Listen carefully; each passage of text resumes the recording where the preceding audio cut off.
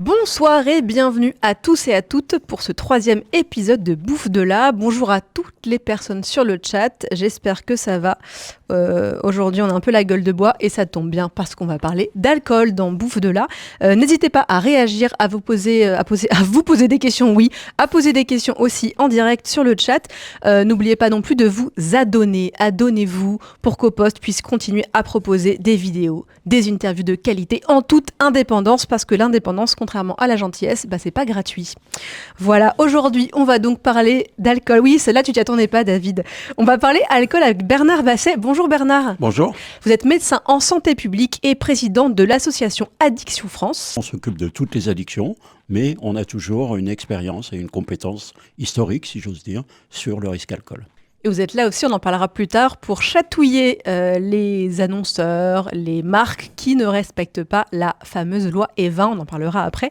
Cette émission a pour titre « La France a un problème d'alcool », mais elle aurait pu être aussi intitulée comme ce livre que vous avez, Bernard, co-coordonné avec Karine Galopel-Morvan. Le livre s'appelle « Alcool, santé, prévention, marketing et lobbying », tout un programme.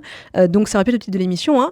On va aborder tous ces sujets-là aujourd'hui, mais d'abord, je vais donner quelques chiffres sur l'alcool en France qui sont pas piqués des hannetons, comme dirait une personne plus âgée que moi. Alors déjà, 5 millions de personnes boivent de l'alcool tous les jours. 25% des adultes dépassent les repères de consommation.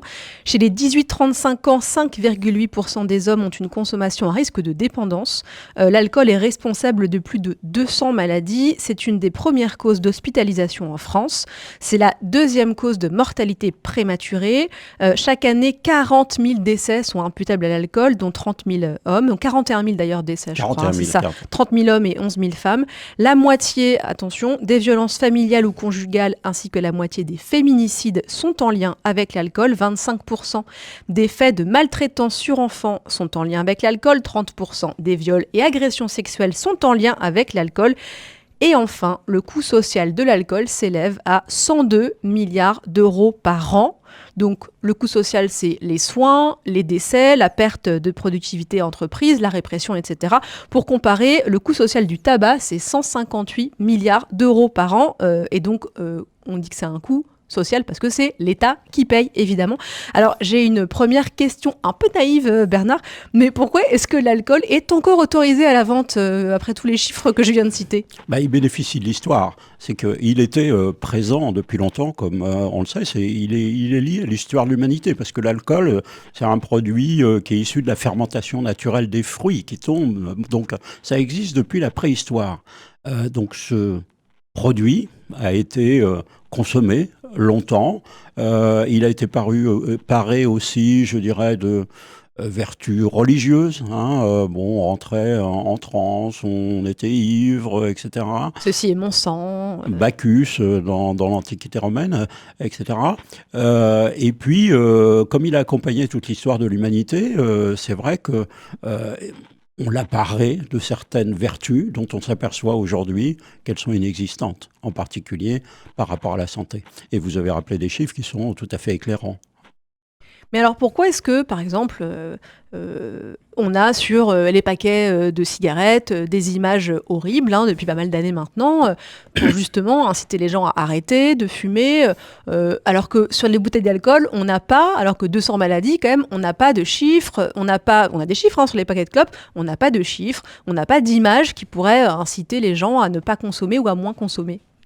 Alors, si vous voulez, l'industrie du tabac a tout inventé en termes de promotion d'un produit dangereux. Elle a menti, elle a corrompu, etc. Mais justement, elle a été décrédibilisée très vite au milieu du XXe siècle, de par ses pratiques. L'alcool, c'est un peu différent parce que c'était pas uniquement des grandes industries, des multinationales comme Philip Morris, British American Tobacco, etc. Il y a un certain nombre de petits viticulteurs. Voilà, ils sont sympathiques et c'est vrai, je veux dire, ils font leur métier, ils essayent de le bien faire, ils essayent de valoriser leur savoir-faire. Et l'industrie de l'alcool joue sur ça. Même si, évidemment, ceux qui profitent le plus, c'est l'industrie de l'alcool, justement. Les grands brasseurs, LVMH, les industries du luxe, luxe, etc. Pernod Ricard, etc. Pernod Ricard, qui est une multinationale française. Donc, si vous voulez, l'alcool est mis en avant sur un aspect qui ne concerne qu'une partie du secteur économique, mais qui est la partie la plus sympathique et la plus facile à vendre. Oui, puis à laquelle on s'identifie, c'est-à-dire que à laquelle on s'identifie. c'est le terroir, c'est la terroir, gastronomie, nos racines, voilà, c'est la France. la convivialité, etc. Oui, puis il faut aider l'économie française, donc voilà, on va aider les petits voilà. viticulteurs, viticultrices, Alors etc. on l'a associé effectivement, je dirais, à l'identité française, avec tout ce que ça véhicule, évidemment, d'ambiguïté. Mais on l'a identifié à la culture, au patrimoine. Et c'est vrai que le secteur alcoolier ne manque pas de dire on fait partie de la culture française. Donc si vous n'aimez pas le vin, vous êtes un anti-français, on quasiment. On parlera tout à l'heure avec les politiques qui instrumentalisent justement cet amour du vin, etc., à des fins clientélistes. Quelqu'un dit dans le chat, à l'RBP dit, il y a des émissions de C'est pas sorcier où ils disent 1 ou 2 verres par jour, c'est bon pour la santé. Le doublage n'a jamais été refait, contrairement à d'autres émissions, et c'est dispo sur YouTube. On va en parler quand on parlera du French Paradox tout à l'heure. Petit fan de base qui dit, l'alcool n'a pas que des défauts, les chasseurs vous diront que ça améliore la visée. Voilà, on n'embrasse pas nos amis chasseurs. Enfin, moi non. Alors ça n'améliore pas la visée. Non, ouais. Ça, ce qui est clair, C'est au sûr. moins, c'est que ça n'améliore pas la précision des gestes. Pas grand-chose, l'alcool, a priori. J'ai donné pas mal de chiffres quand même qui sont glaçants. Est-ce que c'est difficile de se soigner quand on est alcoolique, quand on a une dépendance à l'alcool ? Alors, quand on est alcoolique, ça veut dire qu'on est dépendant. Et quand on est dépendant, qu'on a une addiction à l'alcool, ça veut dire qu'on ne maîtrise plus sa consommation, qu'on est obligé de la renouveler sans cesse. On ne maîtrise plus son comportement de consommation. Et comme toutes les addictions, c'est évidemment assez difficile d'en sortir. Il faut se faire aider dans ce cas-là, il faut se faire aider par des médecins, il faut se faire aider par des psychologues, etc. Aussi par des professionnels du social, parce que souvent, ça atteint la vie sociale, le rapport avec autrui, la vie conjugale, le rapport avec les enfants, etc. Le travail aussi. Le travail, il y a des accidents de travail, il y a des rapports avec les collègues de travail qui peuvent être dégradés, qui peuvent être difficiles, avec sa hiérarchie. Évidemment, on est plus sujet aussi aux accidents de travail. Enfin bon, voilà. Donc, c'est vrai que c'est un traitement complexe qui fait intervenir, je dirais, un grand nombre de professionnels pour qu'on puisse s'en sortir. Il faut se faire aider. Alors, il y a aussi des groupes d'entraide, c'est-à-dire des anciens malades qui sont sortis et qui viennent en aide. Alors, les plus connus, c'est les alcooliques anonymes, mais il y en a d'autres qui viennent en aide à ces personnes de manière fraternelle, amicale, et c'est très important. Dans les hôpitaux, ils ont un nom d'ailleurs, je crois, ces personnes-là. Il y a un... Oui, il y a les patients experts. Voilà, les patients experts, alors effectivement, c'est d'anciens malades, mais qui se sont formés, à la fois à l'addictologie, à la connaissance des addictions, pas seulement celle de l'alcool, mais aussi celle de l'alcool, et qui donc, avec leur expérience ancienne et puis leurs compétences qu'ils ont acquises, ils peuvent aider de manière efficace et adaptée des gens qui essayent de s'en sortir. Est-ce qu'il y a des médicaments vraiment efficaces aujourd'hui pour combattre l'alcoolisme ? Et les médicaments efficaces, il n'y a pas de médicament miracle. Pendant un moment, il y a quelques années, on parlait du baclofène. Vous vous souvenez, baclofène peut-être. Alors, c'est un médicament qu'on a présenté comme miracle. Il ne l'est pas. Il ne l'est pas, et puis il a des effets aussi, comme souvent les médicaments, et il y a des effets négatifs. Donc, il n'y a pas de médicament miracle. Il y a des médicaments qui aident, en particulier, je ne sais pas, des psychotropes, pour essayer de supporter la difficulté, l'angoisse, etc., liée à l'addiction et au sevrage. Mais je veux dire, l'essentiel, c'est d'être entouré, de se faire aider par des gens compétents et puis de garder sa motivation. Justement, on parle de motivation. Il y a un chiffre qui est assez terrible. Je lisais donc un des chiffres de l'INSERM, c'est que le taux de rechute dans l'année est de 40 à 60%. Oui, mais c'est vrai pour toutes les addictions. On arrive difficilement à se débarrasser d'une addiction du premier coup. On le voit pour le tabac, hein, c'est très, très connu. Il y a beaucoup de rechutes quand on essaye. Avant d'arriver à se sevrer complètement du tabac, il y a un certain nombre de rechutes, la plupart du temps, pour la plupart des gens. C'est vrai pour l'alcool, c'est vrai pour, je pourrais dire, pour la cocaïne, c'est vrai pour, voilà. Donc c'est vrai pour toutes les drogues. Il y a une pression sociale qui est quand même supérieure en termes de, justement, de consommation, de terroir, c'est la bonne chère, c'est la vie, c'est la fête, etc. Quand on parle de l'alcool, je me rappelle de cette émission Quelle époque avec Léa Salamé au mois d'avril. L'humoriste Artus et réalisateur vient et donc il lui explique qu'il a arrêté de boire de l'alcool et elle lui dit ah, vous êtes devenu chiant. Oui, alors c'est une réflexion de Léa Salamé qui était réflexe, si j'ose dire. Hein, Ah oui, elle lui a vraiment, tac au tac, et qui sorti était ça, donc quoi. très choquante parce que elle liait effectivement le fait d'être joyeux ou d'être amical ou de se sentir bien avec la consommation d'alcool. Pour elle, on ne pouvait pas faire la fête si on ne buvait pas d'alcool. Alors ça, c'est le discours du lobby de l'alcool. Hein. C'est la convivialité, c'est avec alcool, sinon on s'emmerde. En fait, non. Je veux dire, on peut apprendre à vivre avec les autres, à avoir des relations amicales, à les entretenir, amoureuses, à avoir des repas entre amis sans forcément boire de l'alcool à tous les coups. Donc, je pense qu'il faut déconstruire cette image. On peut se marrer avec ses copains sans boire de l'alcool. Hein. On peut avoir des fous rires sans avoir bu de verre. C'est ça aussi qui fait que c'est difficile d'arrêter l'alcool en France aujourd'hui et ou de ne pas rechuter. C'est ce discours qu'on entend et c'est ces stéréotypes Oui. qu'on a. Oui, il y a des stéréotypes. On est environné par un discours qui vient de loin, on l'a dit, hein, en France, qui vient de loin et qui nous incite à banaliser notre consommation et à considérer que finalement, ça fait partie de la vie normale. Bon, non, je veux dire, on peut boire de temps en temps, éventuellement, ne pas boire si on n'aime pas ou si on n'a pas envie, sans pour autant être un martien. Il y a une question dans le chat de Tranchka qui dit « J'ai une question, pourquoi la gauche politique n'arrive toujours pas à être à l'avant-garde de ce combat contre l'alcool? Pire, sa consommation semble parfois plus que valorisée dans les milieux de lutte de gauche. » Alors, je ne sais pas si c'est plus valorisé, mais est-ce que Alors, je ne sais cette pas s'il question est plus valorisé s'inspire selon un spectre politique, mais il a raison de dire que l'alcool est valorisé par la classe politique, de gauche ou de droite. Alors de gauche, il y a un argument souvent qu'on entend, c'est si vous empêchez les gens de boire, c'est un plaisir qui est accessible, dont vous allez les priver alors qu'ils sont pauvres, ils ont peu d'occasions de profiter de la vie, et donc voilà. Alors donc l'alcool, finalement, c'est une drogue du pauvre, il faut la respecter. Bon, c'est un discours qui escamote aussi une partie de la réalité. C'est que si on dit les pauvres ils sont légitimes pour boire, ça veut dire que déjà ils sont en situation d'inégalité sociale, mais en plus on aggrave leurs inégalités de santé.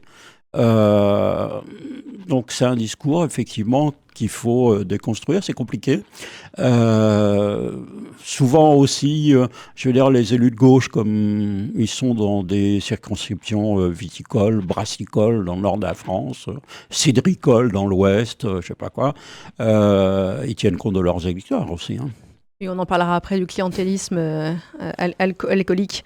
On entend souvent, je demandais, la première question c'était pourquoi est-ce qu'on continue à autoriser la vente d'alcool alors que c'est une drogue, certes licite, mais c'est une drogue qui fait énormément de dégâts, on l'a vu. On entend souvent, on parlait des mythes, que si on interdisait la vente d'alcool, il faudrait compenser une énorme perte de revenus fiscaux de l'État. Est-ce que ça rapporte, je rappelle quand même 102 milliards de coûts sociaux, est-ce que ça rapporte tant que ça à l'État, l'alcool, aujourd'hui en France? Alors, ce qu'il faut savoir, c'est que les taxes sur l'alcool ne couvrent que la moitié des dépenses de santé. Donc, en fait, l'alcool coûte davantage à l'État qu'il ne rapporte. Alors, c'est quand même une donnée qu'on ne rappelle pas assez souvent. Puis effectivement, vous avez parlé du coût social, qui est au-delà des dépenses de santé, hein, qui sont le coût du fonctionnement de l'administration, le coût des hôpitaux, le coût de la répression, les contrôles sur la voie publique, les handicaps, les violences. Vous avez parlé des violences à juste titre. Tous ces coûts-là, évidemment, ils sont quasiment invisibles. On n'en parle jamais, mais ils font partie de ce fameux coût social. C'est des années de vie perdues aussi. des années où on aurait pu travailler et rapporter à l'État, cotiser pour les retraites pour des générations futures. Et puis, au-delà de ça, il y a quand même des souffrances dans la vie sociale, affective, amoureuse, etc. Et il ne faut pas les nier. D'un point de vue purement, on va dire, calculateur et cynique, économique, rien oui. que pour Mais cette raison, qui est important. Oui, l'État pourrait prendre en charge ça, justement, se dire, mais ça me coûte tellement d'argent que je devrais peut-être faire autrement. Moi, j'ai vu ce chiffre des recettes fiscales de l'alcool en France, c'est 4 milliards seulement. Oui. Par rapport à 102 milliards de coûts sociaux. Oui, et puis surtout par rapport aux 8 milliards de dépenses de santé. Celle-là, voilà, c'est la moitié. C'est quand même incroyable. Bon. Justement, proposition que vous avez faite le 20 octobre dans un article dans la Tribune Dimanche avec le psychiatre et addictologue Amine Benyamina, qui est président de la Fédération française d'addictologie. Vous défendez tous les deux l'idée d'une taxation de l'alcool comme outil de prévention. Donc on est moins sur l'aspect aussi financier, économique, mais quand même vous en parlez beaucoup dans cette tribune. Qu'est-ce que vous proposez concrètement ? Alors, comment est-ce qu'on taxe l'alcool ? On peut taxer l'alcool en fonction de la teneur en alcool. C'est-à-dire, plus il y a d'alcool dans un verre, plus il coûte cher. Pollueur-payeur, un peu Alors, pollueur-payeur, c'était plutôt... Là, on abordait plutôt la publicité. La publicité qui nous incite à boire. Elle nous incite à boire et elle occasionne des dommages sociaux, des dommages individuels. Donc, cette publicité qui nous incite à boire, on peut la taxer puisqu'elle provoque des dommages. La fiscalité des alcools, surtout, elle est complètement incohérente. Elle n'a pas de logique en elle-même. Elle reflète simplement la force des différents lobbies. Le vin est quasiment pas taxé, la bière un peu plus, et les spiritueux davantage. On voit que c'est le résultat de l'influence de la viticulture, de l'industrie viticole, sur les élus qui font que le vin n'est pas taxé à la hauteur des autres alcools, alors que pour la santé, évidemment, l'alcool, c'est le même, c'est la même molécule qui provoque les dégâts, que ce soit consommé sous forme de vin, sous forme de bière, sous forme de whisky, de vodka. Oui, il y a un petit, sur le site Addiction France, il y a un visuel très simple où il y a plusieurs verres d'alcool différents pour montrer qu'une dose est la même. Par exemple, 25 centilitres de bière, c'est la même dose d'alcool qu'un verre de vin, c'est ça, voilà, par exemple. C'est la même chose, ou qu'une petite dose de cognac ou de whisky. C'est la même chose. C'est le même danger, c'est la même quantité d'alcool et c'est les mêmes conséquences. Et donc cette taxation, vous dites, plus c'est alcoolisé, plus le degré d'alcool est élevé, plus on taxe. Comment ça se passe ? On taxe à quel moment ? Est-ce qu'on taxe quand nous on achète, on répercute la taxe sur le produit que vont acheter les gens ? Est-ce que dans les bars ou les restaurants, cette taxe elle est répercutée ? Alors effectivement, c'est une taxe qui se répercute sur le consommateur et c'est évidemment l'objectif parce que le prix est dissuasif. Bon, un produit cher, évidemment, on regarde, on hésite un peu, on se dit, voilà, etc. Et c'est vrai surtout pour les gens qui sont les plus sensibles à l'effet prix, c'est-à-dire les jeunes et les gens qui ont peu de moyens. Ils sont obligés de faire des arbitrages sur leur budget. Et donc, comme les jeunes, c'est quand même là où on doit avoir une cible de prévention, parce qu'évidemment, on essaye de ne pas les faire entrer trop tôt dans une consommation dommageable. Donc, la fiscalité comportementale, ce qu'on est en train de décrire, c'est-à-dire l'utilisation des taxes pour influencer les comportements, c'est ça. Donc, effectivement, on taxe tous les alcools pour freiner la consommation, freiner les achats. Donc dans une logique de prévention, effectivement, donc moins le côté gagnant de l'argent avec les alcooliers. Non, c'est pas pour gagner de l'argent, c'est pour évidemment agir sur les comportements de consommation. L'Écosse, elle fait une expérimentation, c'est ça, non, sur cette Alors taxation ? l'Écosse, elle a fait une expérimentation qui est assez intéressante, c'est de mettre un prix minimum par verre d'alcool, par dose d'alcool. Ce prix minimum, évidemment, il fait en sorte que la consommation de base est plus chère. Mais la consommation des alcools qui sont au-delà de ce prix minimum n'est pas affectée. Et alors, on a le même effet, c'est-à-dire que ça percute évidemment les comportements des jeunes et des gens qui sont en difficulté sociale, ceux qu'on vise en priorité. En France, si on le faisait, ça voudrait dire qu'on met un verre standard que vous avez décrit tout à l'heure, à peu près à 50 centimes. Ça voudrait dire qu'une bouteille de vin, par exemple, qui comprend 7 verres standards, ne pourrait pas être vendue moins de 3,50 €. Alors, il faut savoir qu'il y a beaucoup d'alcools qui sont vendus à moins de 3,50 €. Il y en a qui sont vendus à moins de 2 €. C'est évidemment pas des vins de grande qualité. C'est souvent des vins en vrac qui sont importés d'Italie ou d'Espagne, qui sont reconditionnés dans des cubiténaires et consommés pour boire. Pour boire, pour s'enivrer. Pourquoi est-ce qu'on augmente le prix du tabac quasiment tous les ans? Le prix des paquets augmente. On voit, moi je fumais il y a fort longtemps. Quand je vois le prix aujourd'hui, je me dis mais c'est quand même assez délirant. Est-ce que ça a un effet en France d'augmenter le prix du tabac? Vous allez me dire. Et deuxième question, pourquoi on n'augmente pas le prix de l'alcool comme ça aussi progressivement? Alors, l'augmentation du prix du tabac a un effet. On a baissé les consommations.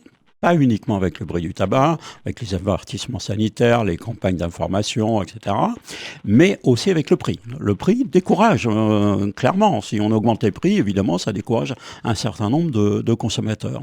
Il y a une résistance. Vous avez dit le prix augmente. À chaque fois qu'on veut augmenter le prix du tabac, il y a quand même une résistance des buralistes, etc. Qui sont pourtant fortement subventionnés chaque année quand même. Qui sont totalement subventionnés, qui voient leur chiffre d'affaires augmenter, mais qui sont quand même subventionnés. Et il faut savoir que les buralistes sont agités évidemment en sous-main par l'industrie du tabac, par les grands industriels du tabac qui préfèrent présenter les buralistes, comme l'industrie de l'alcool présente les viticulteurs. Pour l'alcool, c'est plus difficile pour plusieurs raisons. La première, c'est que la fiscalité du tabac, elle est la même pour toutes les cigarettes. Vous achetez, une Philip Morris, une Camel, etc. La fiscalité est la même. Donc, on a un mécanisme simple. Quand on les augmente, on augmente toutes les cigarettes.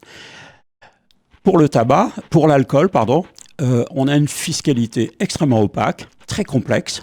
Et donc, quand on veut augmenter l'alcool, on se heurte à des lobbies qui ont des intérêts différents et qui jouent chacun dans leur sens et qui défendent chacun leurs propres intérêts auprès de Bercy. Oui, vous disiez, on a les petits viticulteurs, mais qui sont quand même dans des syndicats. On a aussi les experts du cognac. On a vraiment plein de petites entités comme ça aussi, qui sont dans des syndicats différents. Et les grosses entités, les énormes groupes qu'on évoquait tout à l'heure.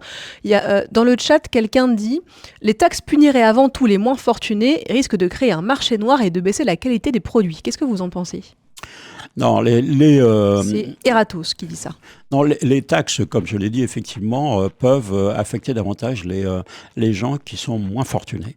Mais il faut savoir que c'est eux qui payent le plus fort tribut en termes de santé, en termes de dommages, en termes de dégâts.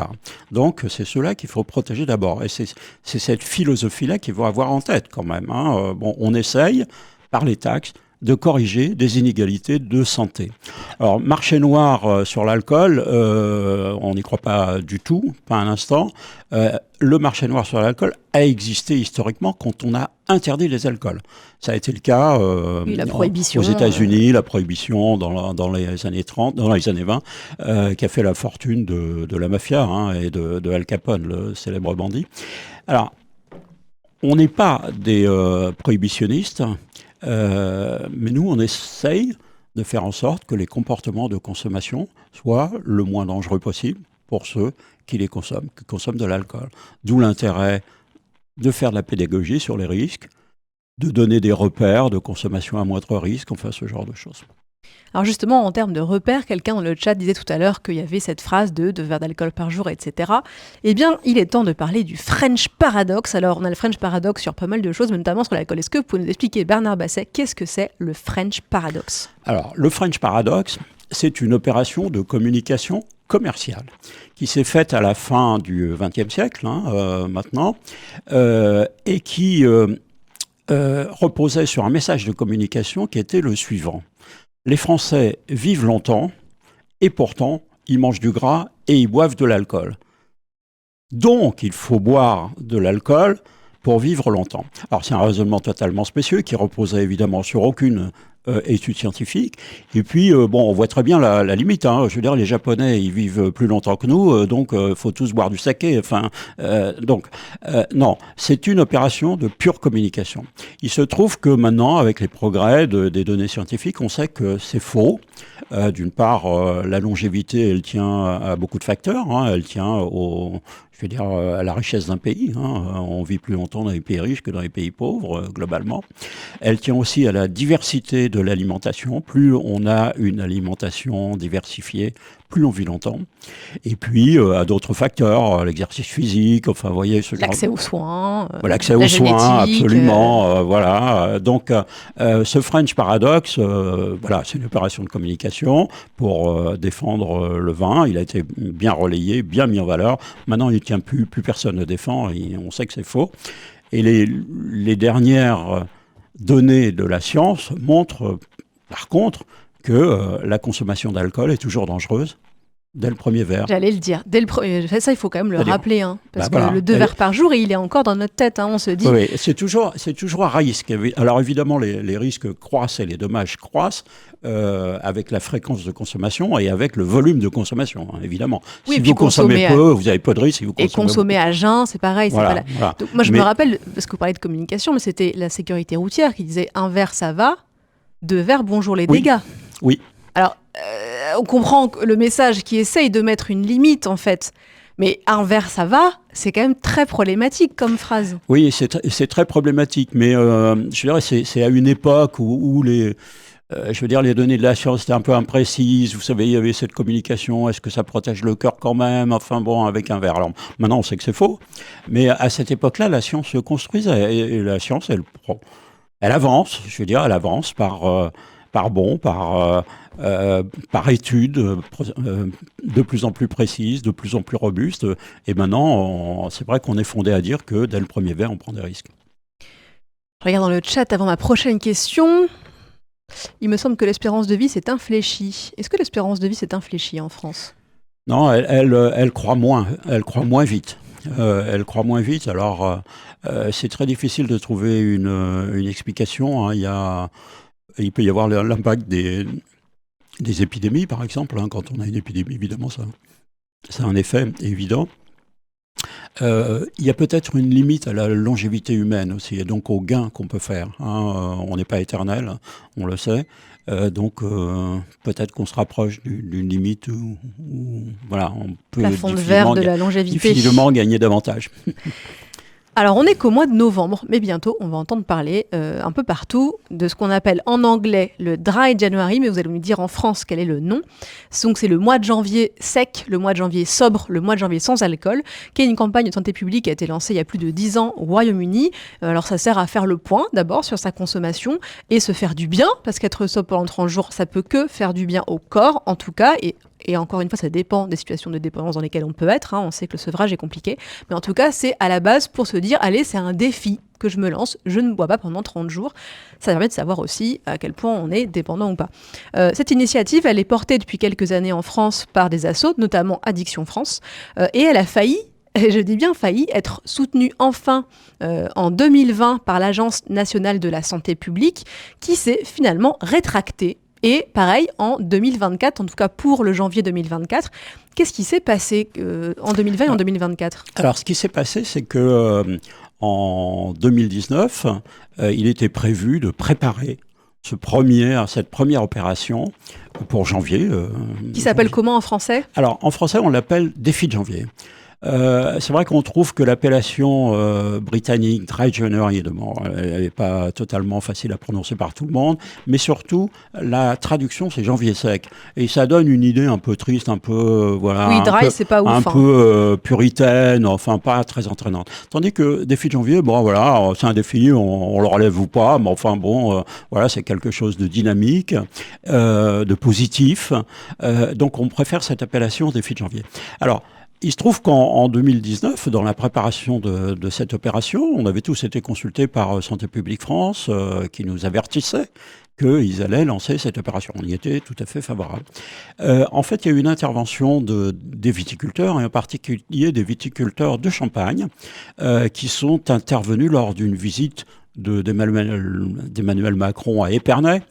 Et à la suite de cette visite, les représentants de la profession ont dit, on a parlé au président, il n'y aura pas de janvier sec. Voilà, c'est l'intervention qui est revendiquée par ces politiques. Elle a été d'ailleurs revendiquée récemment par celui qui est devenu maintenant président de la région Grand Est, qui s'appelle Franck Leroy, c'est un politique, hein, mais qui vient du milieu de la viticulture. On sait que Emmanuel Macron est aussi assez sensible aux intérêts de la filière viticole. Il avait pris comme conseillère santé, quand il a été élu, la déléguée générale du lobby du vin, qui s'appelle Vin et Société.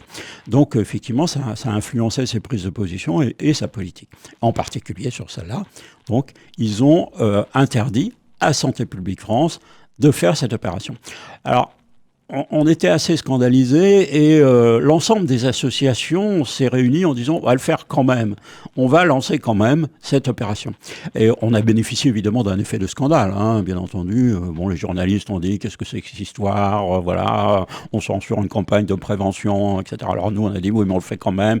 Alors on l'a fait mais je veux dire on n'a pas de moyens. Donc nos seuls moyens c'était effectivement notre capacité à parler devant la presse et à dire on le fait quand même, et voilà ce qu'on voudrait faire.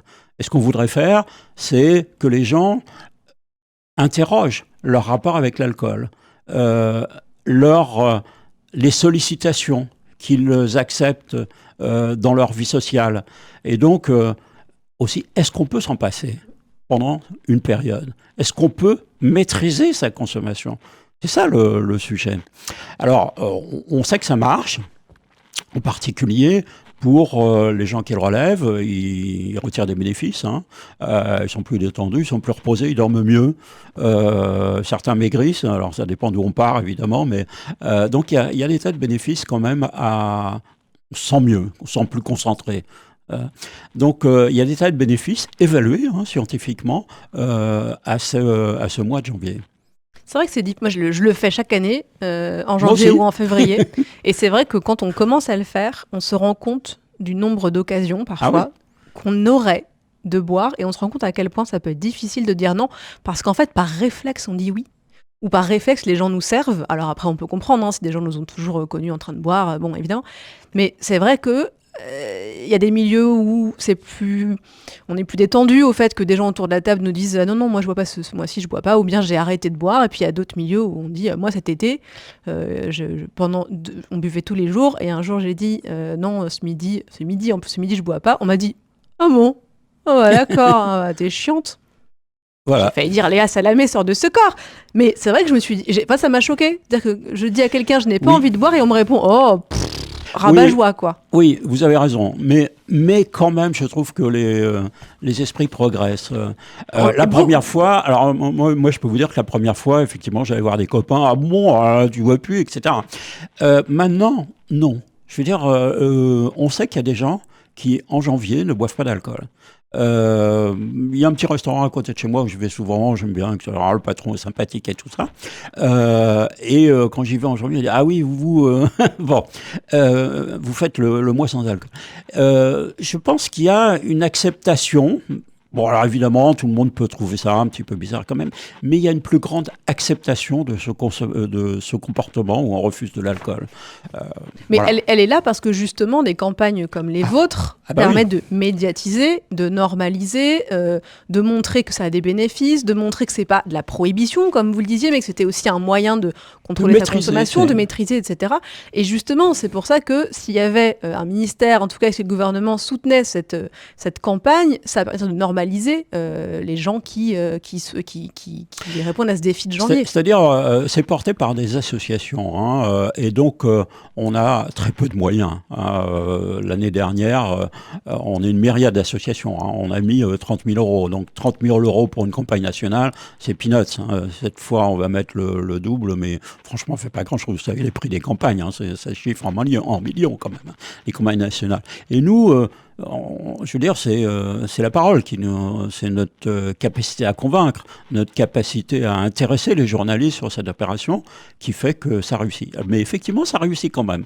Donc, il y a un changement peu à peu dans la société. On voit que on a en quelque sorte développé le secteur économique du sans-alcool qui se développe sur des tas de boissons. Les plus connus, évidemment, c'est les bières sans alcool, mais il y en a d'autres. Donc, je pense qu'on peut le voir aussi de manière un peu optimiste. Peu à peu, le rapport avec l'alcool de la société change et je pense que les politiques n'en prennent pas assez conscience.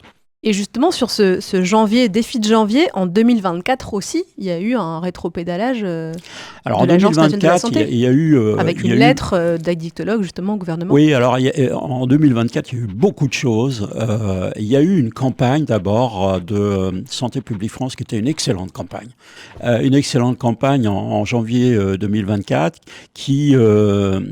en janvier 2023, pardon, qui montrait des gens en train de trinquer dans différentes occasions, des anniversaires, des mariages, je sais pas quoi, des rencontres amicales.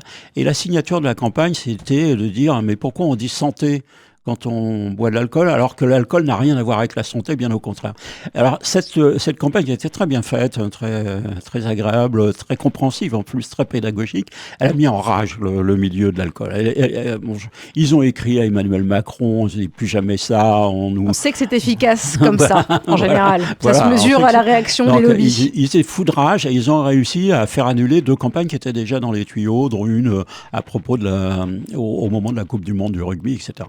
Alors, nous, on ne le savait pas, mais par contre, les journalistes de Radio France, je les salue, ont fait une enquête et ont mis en évidence cette censure, en fait, de campagne de prévention.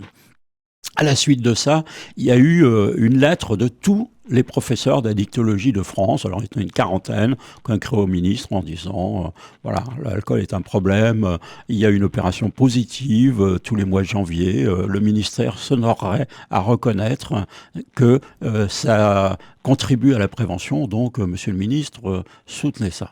Le ministre, en plus, malheureusement, il a changé. Sur un autre problème, c'était la loi immigration, il a démissionné, c'était Aurélien Rousseau. Donc, après, voilà, ça a continué. En tout cas, la position du gouvernement n'a pas fléchi. Et pour l'année prochaine ? Alors, pour l'année prochaine, nous, on a essayé quelque chose. Il y a un fonds national de lutte contre les addictions qui est géré à la fois par l'assurance maladie, le ministère de la Santé, la MILDECA, qui est la mission interministérielle de lutte contre les conduites addictives, qui donne des subventions pour des campagnes de prévention.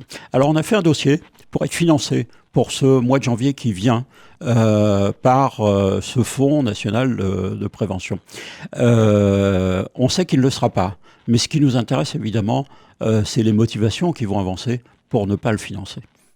On a hâte. On a hâte de voir ce qu'ils peuvent inventer encore. Il y avait un commentaire dans le live tout à l'heure, une personne qui disait être abstinente, mais c'était compliqué. Elle parlait des publicités tous les 20 mètres dans le métro. On en parlera après, mais je tiens à dire à cette personne qu'on va parler justement de la pub et de la loi E20 tout à l'heure. Eratos dit « La légalisation du cannabis, nettement moins dangereux selon les études, permettrait de proposer une alternative et d'atténuer l'addiction à l'alcool. » Qu'est-ce que vous en pensez, Bernard Basset ?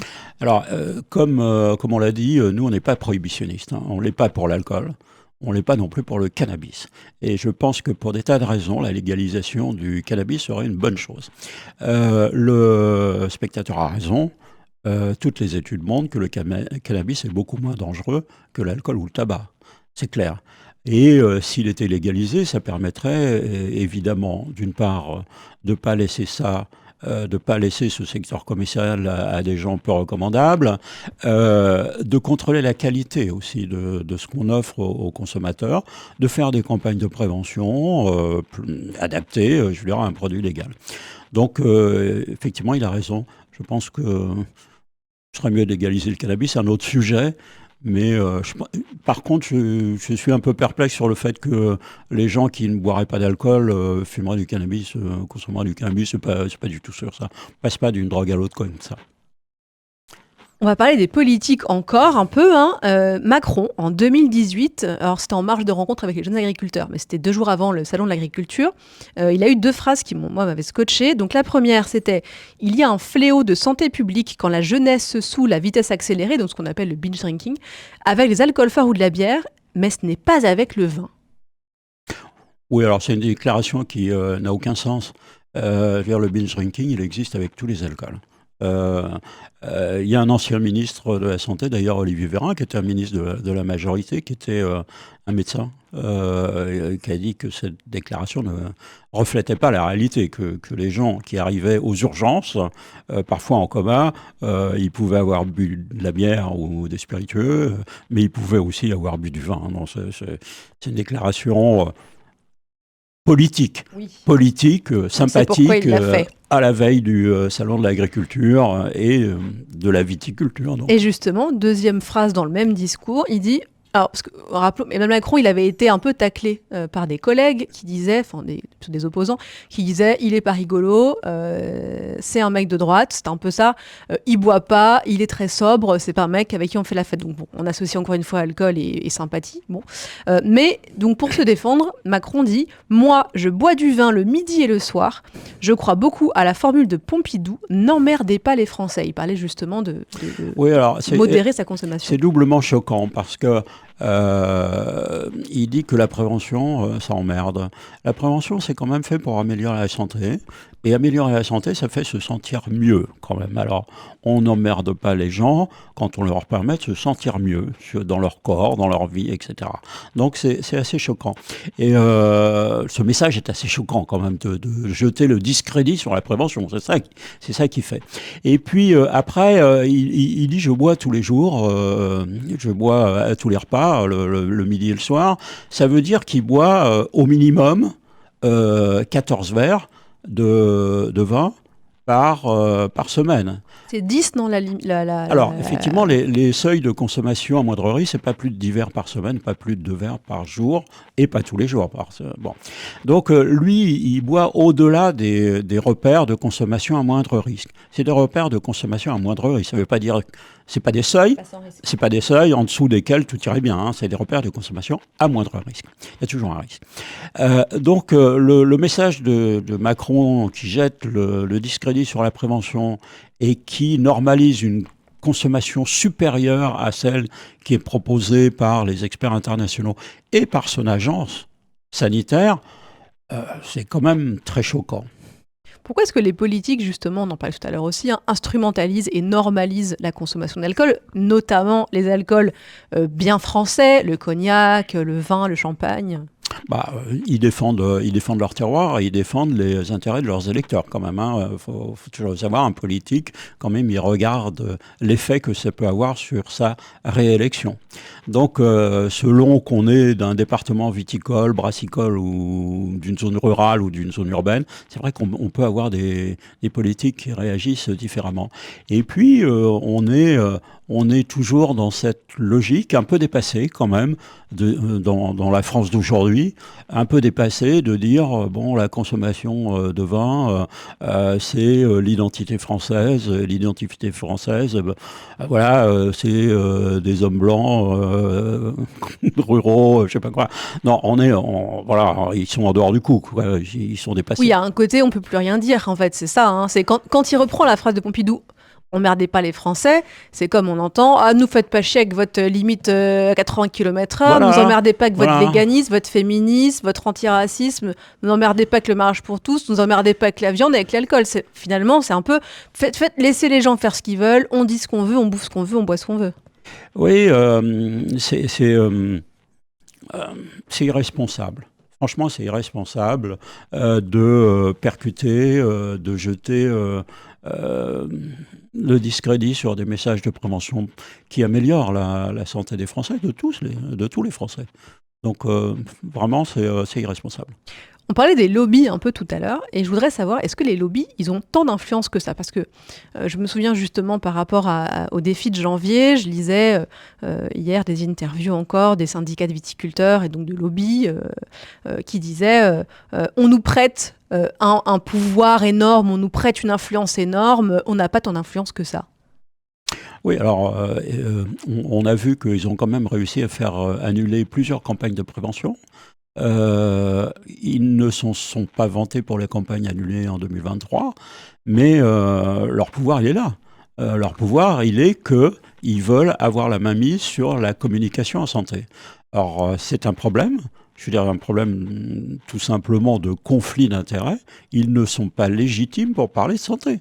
Eux, ils sont légitimes pour défendre leur industrie, ça j'en conviens, mais ils ne sont pas du tout légitimes pour parler de santé. Les gens qui sont légitimes pour parler de santé, c'est les chercheurs, c'est les scientifiques, c'est des gens comme moi.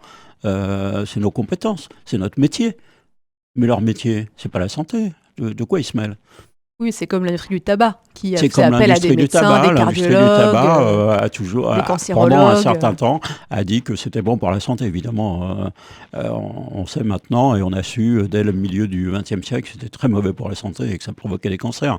Mais bon, ils ont surfé sur des vérités alternatives, comme on dirait aujourd'hui, c'est-à-dire des mensonges. Où est-ce qu'on se situe en France par rapport à l'Union européenne, enfin dans l'Union européenne, par rapport à la prévention et à la consommation d'alcool? Alors par rapport à la consommation, on est assez haut, hein. On est un des pays, on est des 3 pays qui consomment le plus, qui se tiennent dans la mouchoir de poche, hein, qui se tiennent entre 10 et 11 litres d'alcool pur par an. Donc on n'est pas bon, quoi. Je veux dire, il y a des pays qui font mieux, qui probablement ont des politiques plus efficaces en termes de prévention et qui peut-être ne tiennent pas un discours aussi responsable sur la consommation d'alcool.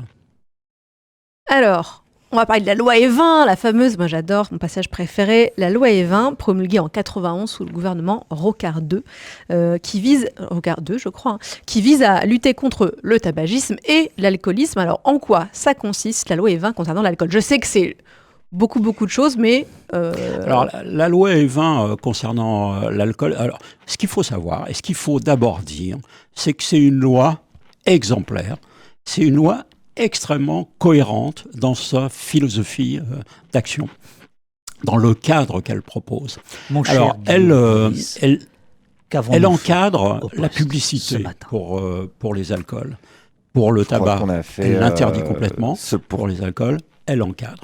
Alors, comment elle l'encadre? Elle l'encadre à la fois, alors c'était l'époque, hein, elle l'encadre à la fois sur les supports de diffusion. Hein, c'est-à-dire, on ne peut pas faire de la publicité pour l'alcool sur la presse destinée à la jeunesse, par exemple. Hein. On ne peut pas le faire à l'époque quand les jeunes sont devant leur écran de télé. Bon, alors, c'est-à-dire le soir, le mercredi, etc. On ne peut pas le faire au cinéma. On ne peut pas faire de la publicité pour les alcools au cinéma. Donc, il y a un encadrement sur les supports et les créneaux sur lesquels on peut diffuser de l'information. La radio, c'est pareil, les créneaux horaires? Oui, c'est pareil. C'est pareil. Et indépendamment de cet encadrement sur les créneaux et les supports médias, la loi E20 considère qu'on peut informer sur l'alcool, mais non pas le promouvoir. Ça veut dire que les messages publicitaires doivent être objectifs, informatifs. Une forme de neutralité. Voilà, informatifs, mais pas incitatifs. Alors, ça a eu des conséquences majeures. Et des conséquences majeures qu'évidemment, le lobby de l'alcool essaye de combattre pour renier l'importance et l'impact de la loi E20 sur l'activité publicitaire de promotion de l'alcool. Par exemple, on ne peut pas utiliser la séduction pour promouvoir un alcool. Une des premières publicités qui était interdite, elle paraissait assez gentille. Hein. C'était un jeune couple bien sage qui était autour d'une table. On voyait que c'était un amour débutant. Et puis, ils avaient un verre de vin. Voilà. Et le slogan de la campagne, c'était « Biromantique, soyez romantique ». Elle est contraire à la loi E20. Elle a été interdite. Elle a été interdite parce qu'on ne peut pas se servir de la séduction, de sentiments, pour promouvoir de l'alcool. La loi E20, elle autorise simplement qu'on dise c'est l'alcool, c'est un vin, il vient de tel endroit, il fait 30 degrés, etc. Et puis montrer une bouteille, quoi. Enfin bon. Voilà. S'il y avait écrit vin de Bordeaux, Là, ok, Vin- on peut quoi. Vin de Bordeaux, oui, mais si on rajoute bière romantique, ça ne va Là, pas. ça ne va plus. Ok. Ok. Et donc, Addiction France, vous vous attaquez régulièrement en justice des publicités, en tout cas des. Alors, est-ce que vous attaquez à la fois les médias qui ont diffusé la publicité, que ce soit de la presse, de la radio, ou est-ce que vous attaquez uniquement le propriétaire du groupe ou de la marque qui fait la publicité? Alors la plupart du temps, c'est quand même le groupe, la marque, le groupe industriel. Et c'est eux qui, évidemment, font les publicités, soit par affiche, soit sur d'autres médias. Alors parfois, ça peut être des organes de presse, hein, qui méconnaissent la loi Evin et qui font des publicités ou des articles. C'est quand même beaucoup plus rare. La plupart du temps, c'est les industriels ou c'est les gens qui les promeuvent. Alors maintenant, on a le problème des influenceurs, hein, qui peuvent promouvoir de l'alcool. On va en parler nouveau. tout à l'heure, ouais. Alors c'est nouveau, mais très souvent, on a attaqué des affiches ou des publicités sur des supports dans les conditions autorisées. Mais le contenu enfreignait le cadre autorisé par la loi Evin.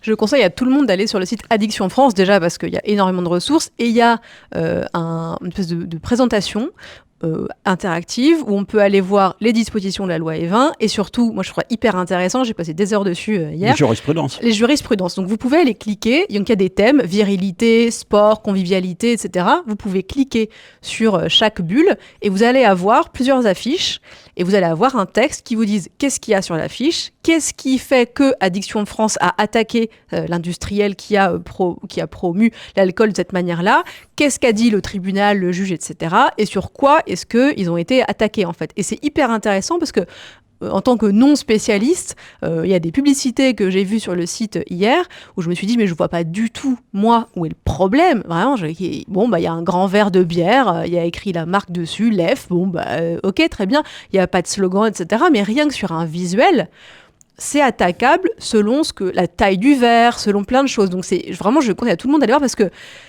on va en parler juste après, mais c'est la manière dont les industriels contournent ou en tout cas essaient de se faufiler dans des brèches. Sans Ils flirtent arrêt. avec la ligne. Voilà, ils testent les limites, vous me disiez quand on préparait l'émission. C'est ça. Mais ma question d'abord, c'est est-ce que depuis 91, il y a eu des changements à la loi Evin? Est-ce qu'elle a été durcie ou assouplie? Non, elle a été affaiblie. Alors, j'aime pas le terme assouplissement, je vous le dis, parce que il est employé par les politiques justement pour affaiblir la loi. Le masque Ils disent, tombe. on va assouplir la loi. Alors, assouplir, c'est... C'est comme si elle avait été trop rigide à la base. Voilà, quoi. assouplir, c'est plutôt positif d'assouplir. Vous avez raison. Personne ne veut être rigide. Mais en fait, quand ils disent assouplir la loi, clarifier la loi, tous ces termes positifs, en fait, ils veulent affaiblir la loi et en diminuer la portée.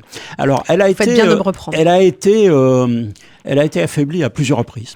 La première fois qu'elle a été affaiblie, c'était que la promotion de l'alcool ne pouvait pas être faite par voie d'affiche. Mais le législateur avait mis « sauf dans les zones de production ». Alors, on imagine bien les zones de production en France, c'est à peu près les 3/4 du territoire national. C'est Paris. C'est Paris, on fait quelques bouteilles de vin à Montmartre tous les ans pour le folklore, mais donc voilà, le verre était dans le fruit, donc l'industrie alcoolière a dit non, franchement ça tient pas la route, il faut autoriser l'affichage partout.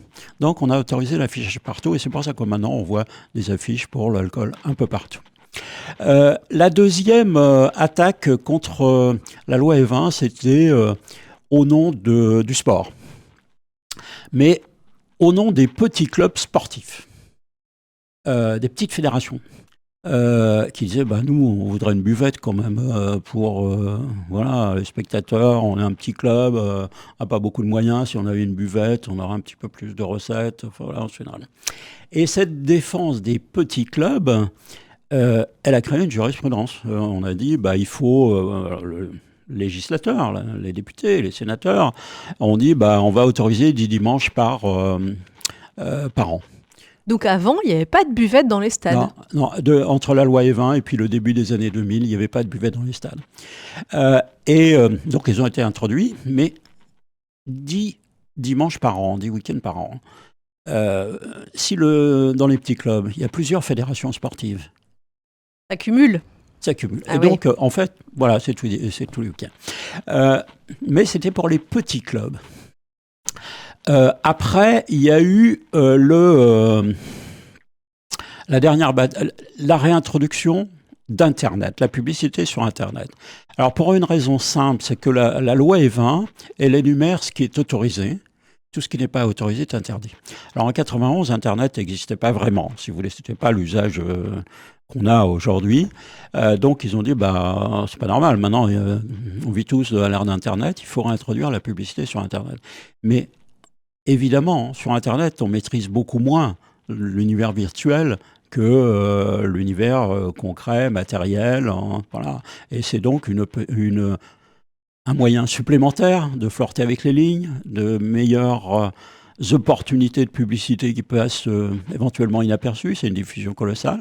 Et le dernier, c'était quand Emmanuel Macron était ministre de l'économie et des finances. Il y a une certaine constance pour la défense du vin. Au moins, il a une conscience de certaines choses. Au nom de la défense des terroirs, du patrimoine, du tourisme viticole, il a élargi les modalités de promotion des alcools. Ah oui, donc ça c'est de 2015, moi c'est celle que j'avais notée.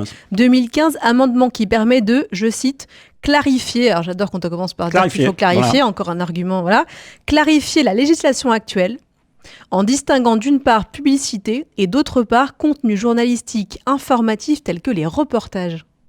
Oui, alors les reportages sur les alcools, sur le vin, sur les terroirs, ils ont toujours été possibles. Mais ce que voulait introduire Macron avec ce langage, ces éléments de langage, c'était de pouvoir valoriser davantage les métiers et les produits. Au nom de la défense du tourisme, de l'industrie, et puis derrière le patrimoine, la culture, enfin tout ce qu'on veut. Donc il a réussi. Et donc il a élargi les possibilités de communication. Et donc ce que je vous avais dit, c'est que dans la loi E20, c'est assez strict quand même, la loi E20 originelle, sur ce sur quoi on peut communiquer. Donc ce cadre a été jugé trop rigide et Emmanuel Macron l'a adouci. Ah, merci, il l'a adouci. La douceur, c'est vraiment synonyme de Macron. Vous dites qu'il y a un traitement de faveur, apparemment, des filières viticoles et brassicoles. Et j'aime bien parce que vous avez un mot, vous parlez de l'œno-législatisme. Oui, l'œno-législatisme. Alors, grignotage. Oui, alors l'œno-législatisme, c'est pas moi qui ai inventé ce mot, il faut reconnaître, c'est Olivier Véran qui a été après ministre, mais bon, il était ministre d'un gouvernement qui a affaibli la loi E20, mais il en avait parlé en disant qu'au Parlement, il y a des députés dont la seule préoccupation, c'est de défendre les intérêts des alcools et les intérêts du vin. Donc, ils essayent d'influencer les textes de loi qui viennent en discussion en faveur du secteur viticole, donc œno-législatisme. Et puis le grignotage de la loi E20, c'est ce que j'ai essayé de vous décrire avec plusieurs étapes où on l'a affaibli en quelque sorte, mais il faut savoir qu'elle est quand même solide et qu'elle donne des repères. Et quand je veux dire, on rencontre nos collègues étrangers qui font de la prévention en Europe, voilà, eux, ils nous disent « Oui, mais au moins, vous avez la loi E20 ». Que eux n'ont pas. Et donc, sur l'encadrement de la publicité, c'est quand même assez efficace. La preuve, c'est qu'on gagne des procès contre l'industrie de l'alcool. Et je vois aussi, quand on regarde des compétitions sportives dans des pays étrangers, rediffusées en France officiellement, il y a des floutages de certaines bannières, notamment pour le tabac, mais aussi pour l'alcool, parce qu'il y a des choses qui ne sont pas autorisées en France à être diffusées. Alors, oui, c'est extrêmement important. C'est aussi un des piliers de la loi E20.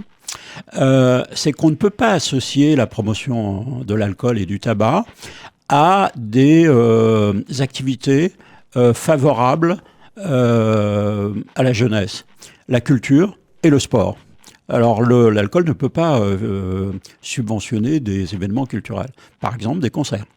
Concerts de rap, de rock, de je sais pas quoi, de musique classique. Et pourtant, on les voit partout, ces marques-là. Alors, on les voit, ils sont à l'entrée, mais ils ne peuvent pas subventionner l'événement en lui-même.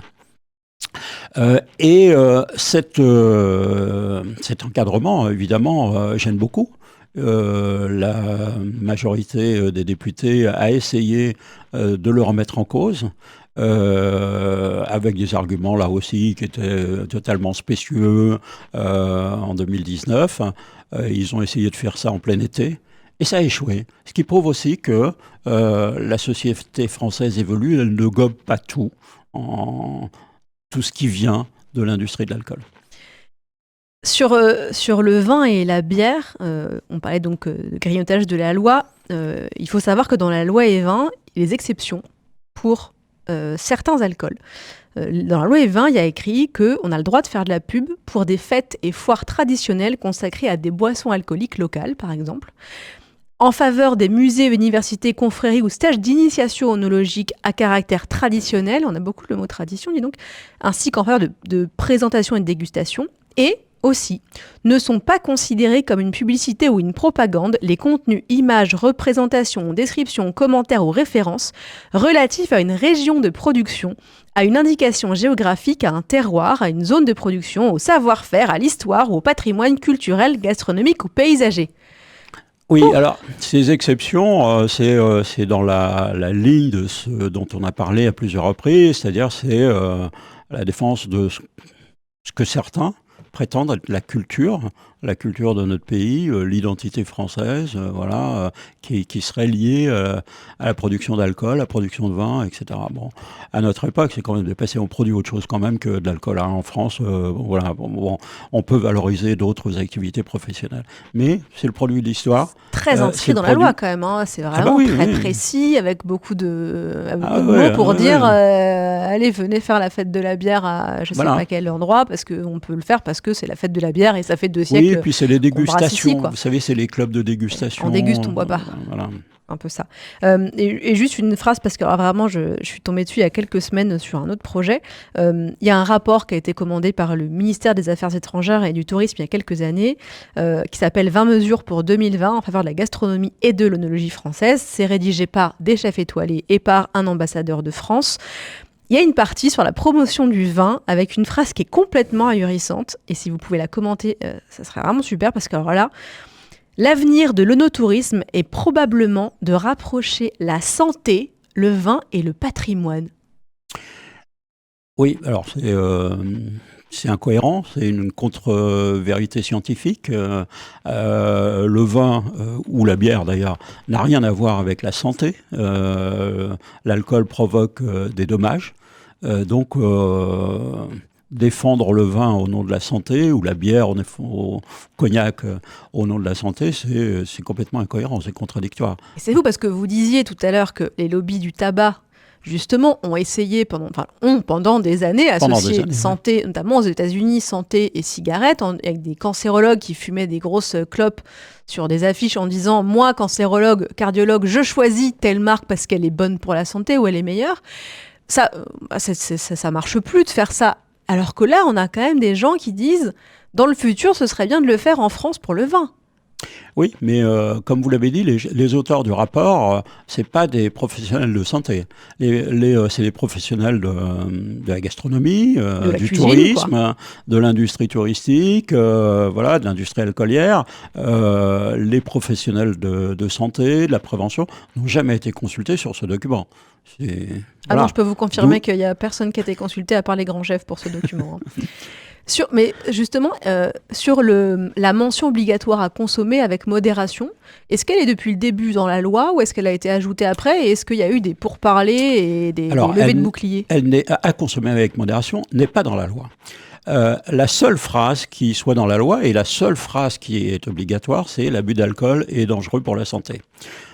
D'ailleurs, maintenant, on pourrait se demander s'il ne faudrait pas la changer, puisqu'il n'y a pas que l'abus qui est dangereux pour la santé, mais à l'époque, on a mis l'abus d'alcool est dangereux pour la santé. C'est dans la loi. Mais évidemment, cette phrase très négative quand même, pour les alcools, ne convenait pas à l'industrie alcoolière. Donc c'est eux qui rajoutent d'eux-mêmes la partie à consommer avec modération, qui en termes de communication a un petit côté injonctif ou conseil, à consommer quand même, hein, à consommer. Bon, avec modération, mais quand même à consommer. Et puis la modération, c'est un mot valise, c'est flou, c'est imprécis, on ne sait pas ce que c'est. Enfin, Chacun sa propre modération. Sa propre modération. Personne ne va dire, moi je suis excessif, enfin bon, très peu de gens.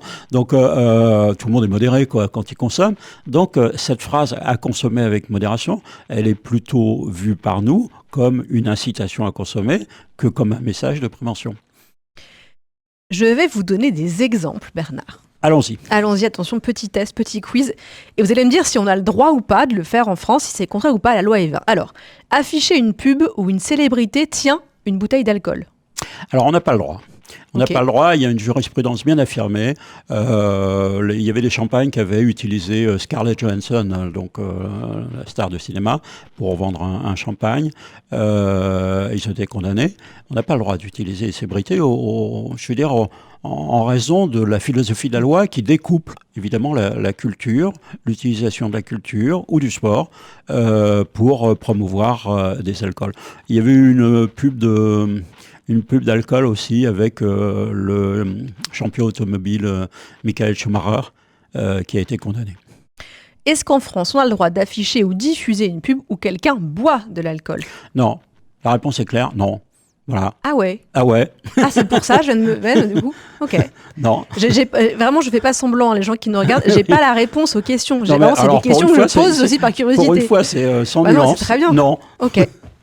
Donc, on peut pas boire dans une pub pour de l'alcool. Ok. Est-ce qu'on a le droit de montrer quelqu'un qui prépare un cocktail ? Parce que ça, j'en ai vu des pubs où on prépare des cocktails alcoolisés. Alors, c'est une zone un peu floue. C'est une zone un peu floue parce qu'on a parlé des évolutions de la loi Evin, des évolutions où ils peuvent valoriser le savoir-faire des artisans, des terroirs, etc. Alors, on est dans cette zone un peu frontière où, quand certaines nous paraissent particulièrement choquantes, on fait appel au juge et on essaye de construire peu à peu la jurisprudence sur ce plan. Je prends juste une question du chat. Nordom Lemoine dit que Yel ne voulait même pas d'une silhouette de personne enceinte.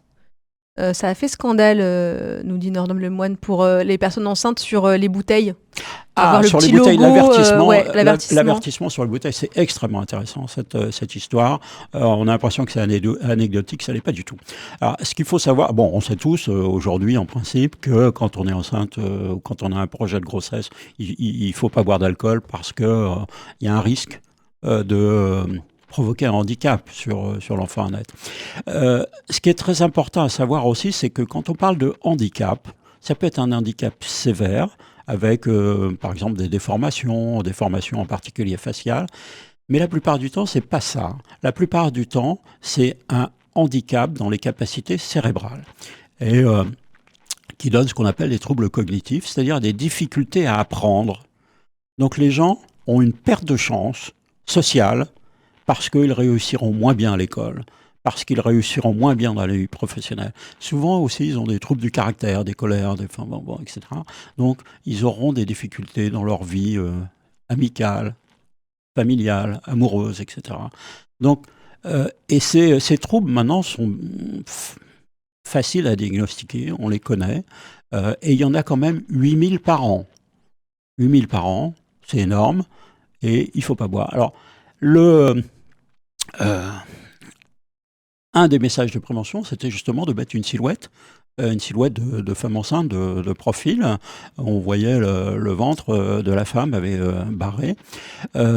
Et ils ont tout fait pour le rendre le plus petit possible, le moins discernable possible en fondant les couleurs, etc., pour qu'on ne le voit pas. Ils ont même proposé qu'il soit remplacé par un QR code, vous imaginez.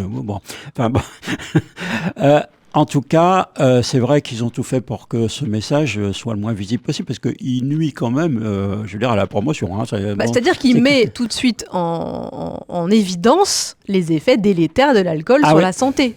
Ça, c'est clair. Et il est obligatoire, ce logo ? Alors, le logo est obligatoire, mais le texte réglementaire ne précise pas la taille. Et donc, c'est pour ça qu'il s'arrange pour le rendre le plus petit possible et le moins discernable possible. Quelqu'un posait une question. Est-il vrai que boire un verre de vin par jour est bon pour la santé ? Non. vous pouvez rattraper l'émission. Au début de l'émission, on parle du French Paradox. À partir d'un verre, c'est dangereux de toute manière. L'alcool n'est pas bon pour la santé. Point. Voilà, c'est pas moi qui le dis, c'est Bernard Basset, il est médecin. Je suis pas le seul à le dire. Hein. Oui, non, je veux dire, dans l'émission, c'est pas moi qui l'ai dit. Hein. Les experts parlent. Je continue le petit quiz. Est-ce qu'on peut avoir, alors là, je pense que je connais la réponse, hein, mais bon, est-ce qu'on peut avoir pour slogan dans une pub, détendez-vous, buvez une bière? Non, on peut pas avoir un slogan qui s'écarte de ce que fixe la loi, c'est-à-dire la description des caractéristiques, on dit, objectives de la boisson. Lui affecter un bénéfice pour, je sais pas quoi, l'humeur, la santé ou autre, c'est interdit. Donc détendez-vous, non, c'est pas acceptable. Est-ce qu'on peut boire de l'alcool dans un film? Alors, on peut voir de l'alcool dans un film, parce que les films représentent la réalité. Et puis, il faut quand même respecter la liberté de création. Un metteur en scène, il a le droit de créer des situations de la manière qu'il imagine utile à sa perception sociale, à son esthétique, à tout ce qu'on veut. Donc, il y a quand même une liberté de création. Donc, on peut boire dans les films. Mais est-ce que sur une affiche de film, on peut boire? Parce qu'il y avait eu des trucs avec la cigarette il y a quelques années, d'affiches de films où le héros alors, fumait. Les cigarettes, c'était quand même...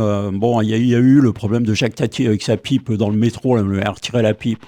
Je crois que là, on tombe quand même dans un excès. Je veux dire, Jacques Tati, il avait une pipe. Hein, il connaît pas... Là, on n'est pas dans de l'incitation à la consommation. Franchement, on est dans une image qui se réfère à l'histoire. Oui. On avait eu la même chose sur Jean-Paul Sartre aussi, qui fumait la pipe. Je sais pas quoi. Faut quand même garder raison. Est-ce qu'on peut se filmer sur YouTube ou sur Twitch, David Dufresne, en train de boire de l'alcool? Alors on peut, mais on ne peut pas valoriser une marque. Si on valorise une marque, là on tombe... C'est de la propagande, quoi. Voilà. Ok. On tombe dans la publicité des marques et donc on tombe dans le cadre de la loi Evin. Et dernière question du quiz, et ça c'est pas pour rien que je la pose, est-ce qu'on peut sponsoriser une équipe de foot quand on est une marque d'alcool ou un groupe d'alcool? Alors pas en France. Parce qu'on va peut-être raconter ce qui s'est passé récemment avec le PSG. Voilà. Alors, c'est vrai que le PSG, c'est intéressant parce on a rappelé qu'on avait grignoté la loi Evin en introduisant les buvettes dans les stades au début des années 2000. C'était pour les petits clubs. Alors, l'argumentaire, c'était les petits clubs qui sont en difficulté, qui n'ont pas beaucoup d'argent à créer une buvette, etc. Alors, franchement, quand on veut alimenter les caisses du PSG, qui est un des clubs les plus riches de la planète, qui paye des stars des millions ou des dizaines de millions ou des centaines de millions, franchement, là, on est dans le cynisme absolu, quoi. Non. Le Qatar Football Club, comme on l'appelle. Parce que du coup, ce qui s'est passé, c'est que très récemment, Ricard a dit « on va sponsoriser le PSG », levée de bouclier de l'OM et des supporters de Marseille en disant « attendez, excusez-nous, mais le Ricard, c'est quand même marseillais ». Vous sponsorisez l'ennemi juré de Marseille, etc. Donc ça, ce qui est intéressant, c'est comment les médias ont tourné ça. C'est-à-dire qu'on n'a pas posé la question de est-ce qu'on a le droit d'associer sport et alcool et de sponsoriser en France ça, mais plutôt sur la guéguerre PSG-OM. Oui, alors effectivement, on est tombé dans le folklore et ce n'était pas le fond du problème. Hein. Le PSG voulait utiliser Pernod Ricard pour sponsoriser à l'étranger. Ce qu'il a dit, parce qu'il ne peut pas le faire en France. Hein, donc, il ne peut pas avoir des maillots floqués Ricard en France, par exemple. On n'a pas le droit. On peut avoir des yaourts sur les... C'est pas possible. On ne peut pas sponsoriser des activités, comme je vous l'ai dit, sportives ou culturelles, avec des industries de l'alcool. Comment est-ce que les marques contournent ces dispositions de la loi Evin? Parce qu'on le sait, justement, vous attaquez souvent avec Addiction France, des affiches, etc. Qu'est-ce que c'est leur stratégie, typiquement? Leur stratégie, typiquement, c'est essayer de rendre plus glamour et sortir, je dirais, du cadre assez contraignant, il faut le reconnaître, pour la publicité, pour les marques. Alors, ils essayent d'associer ça avec des visuels. Des visuels qui peuvent rappeler des univers. Il y avait une bière qui avait un visuel qui rappelait Game of Thrones, par exemple. Évidemment, on voit bien l'intérêt de surfer sur la popularité d'une série à grand spectacle. Récemment, il y avait le Budweiser, qui est un grand brasseur. Hein, c'est les plus grandes plus grand brasseur au monde, Budweiser, qui a essayé de surfer sur la Coupe du Monde de foot qui avait lieu au Qatar. Mais enfin, ils faisaient une campagne de pub en France et ils avaient créé une marque spéciale pour cette occasion qui s'appelait Bud, avec plusieurs U. Comme le but. Comme le but qu'on marque. Et ils espéraient évidemment que la réaction, la nôtre en particulier, ne surviendrait après la campagne de pub et après la Coupe du Monde. Alors, on a fait une action référée, c'est-à-dire une action référée auprès du juge, ça veut dire qu'on demande une décision immédiate du juge, et le juge a compris que cette campagne flirtait avec la loi et n'était pas admissible si on respectait la loi Evin. Le juge a ordonné le retrait de toutes ces bouteilles en France, en 48 heures. Oh, génial. Voilà. Sauf s'ils ne le faisaient pas, ils étaient obligés de payer 1000 euros par canette qui restait dans les rayons. Ah la vache. Alors ils ont été très efficaces, ils ont tout enlevé pendant le week-end. Il n'y en avait plus une seule. Nous on a vérifié évidemment parce qu'on avait intérêt. Bah, bien sûr. Mais ils ont réussi à enlever toutes leurs canettes. Oui. Parce que normalement, ça prend plusieurs mois, une procédure comme ça. Les procédures, en dehors du référé, dont je viens de vous expliquer qu'on attend une décision immédiate du juge, les autres actions en justice, ça prend des mois. Il faut faire un constat, il faut le produire devant le juge, il faut que le juge écoute les parties, les parties nous, mais aussi les parties qu'on attaque, qu'il écoute les avocats. Voilà. Donc ça prend du temps, ça prend des mois, ça peut prendre des années. Mais c'est fou qu'une énorme entreprise comme Budweiser n'ait pas quelqu'un, un juriste, une juriste, qui ait dit je pense que ça passera pas en France, ça. Non, ou alors c'est qu'ils testent. Non, je pense qu'ils l'avaient. Je pense qu'ils étaient assez conscients du risque. Ils ont les moyens de se payer des avocats et leurs agences de publicité connaissent la loi. Mais ils espéraient que cette campagne qui flirtait avec la limite, on ne réagirait pas immédiatement et que le juge possiblement ne serait pas trop compétent ou pas trop sévère et que finalement ça passerait, quoi. Que nenni. Et non, c'est pas passé. Eh bien, c'est dommage. Ah bah non, c'est pas dommage. On va clore l'émission avec un rapport qui est très préoccupant, que Addiction France a publié fin septembre. Donc, on est vraiment dans cette actu, qui s'appelle « Promotion de l'alcool, les réseaux sociaux, un nouveau Far West ». Et dans ce rapport, il y a un chiffre qui est effrayant. 79% des 15-21 ans déclarent voir des publicités pour de l'alcool toutes les semaines sur les réseaux sociaux, notamment TikTok et Instagram. Donc 79% des 15-21. Et 23% de cette tranche d'âge avouent que ces pubs leur ont donné envie de boire. Alors le chiffre, il est énorme. Comment ça se fait qu'il y ait autant de trous dans la raquette ? Parce que ça veut dire que, on disait tout à l'heure, ça s'applique en France, la loi Evin, donc sur Internet, c'est plus compliqué de la faire appliquer, mais ça veut dire quand même qu'on a des gamins, des mineurs, qui sont exposés à une quantité pléthorique de pubs pour l'alcool, et ça passe quand même ? Alors, l'irruption des réseaux sociaux ces dernières années, je veux dire, maintenant, ils font partie de notre vie à tous. Ils n'existaient pas au moment de la loi Evin. Donc là aussi, on a une nouvelle activité économique, une nouvelle activité de communication qui permet éventuellement de promouvoir. Alors, il faut savoir que la loi Evin s'applique sur les réseaux sociaux, en principe. Mais l'intérêt pour l'industrie de l'alcool d'utiliser les influenceurs en particulier, c'est qu'on s'identifie. Quand on est un jeune, on s'identifie à un jeune comme moi, qui finalement a réussi, qui vit dans un univers sympathique, parce que il est financé, et dans cet univers sympathique, il introduit de l'alcool comme un élément de sa réussite. Souvent, de manière occulte quand même, il y a des accords entre l'industrie de l'alcool et l'influenceur qui promeut cette boisson alcoolique. Ce qui est interdit, on l'a dit. D'autre part, c'est vrai qu'il peut y avoir de la part des influenceurs une ignorance. Je veux dire, certains peuvent être coupables et être cyniques et je promeux, j'ai un intérêt à promouvoir une passion. Certains peuvent être ignorants de la loi, parce que c'est des jeunes, ils se lancent dans l'influence, Oui, et puis on se dit, si je suis contacté pour un contrat avec tel truc, c'est que c'est la grosse boîte qui doit être au courant, j'ai le droit de le faire, quoi. Alors il y a ça aussi, c'est qu'ils pensent que s'ils ont un contrat plus ou moins plus ou moins occulte quand même avec une grosse boîte, un industriel, il pense que c'est l'industriel. Certains d'ailleurs industriels donnent des faux conseils, il faut le savoir, aux influenceurs en disant mais non vous risquez rien, etc. Si, c'est l'influenceur qui peut être condamné s'il enfreint la loi Evin. Dans la loi du 9 juin 2023 qui encadre l'activité des influenceurs, il n'y a pas d'interdiction. Non, pour alors le on l'avait marketing de demandé. l'alcool. On l'avait demandé. On avait demandé que la publicité pour les écoles soit interdite par les influenceurs. On avait eu des contacts avec le ministre de l'époque, ou le cabinet du ministre de l'époque, qui était Bruno Le Maire, qui pilotait cette loi. Ils nous ont dit, bah non, nous on règle l'activité générale des influenceurs, mais pas les contenus sur ce qu'ils font.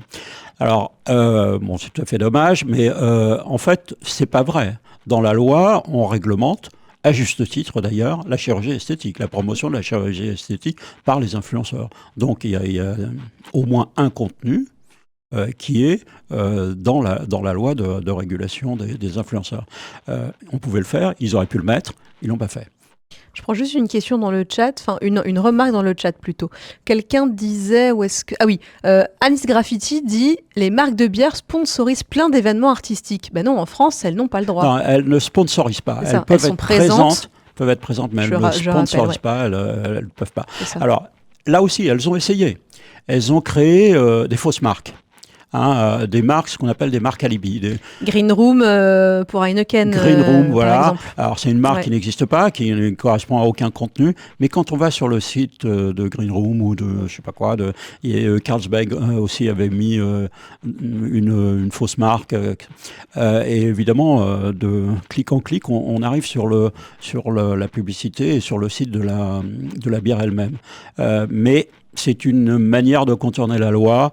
Le juge s'est prononcé, donc on voit moins ça.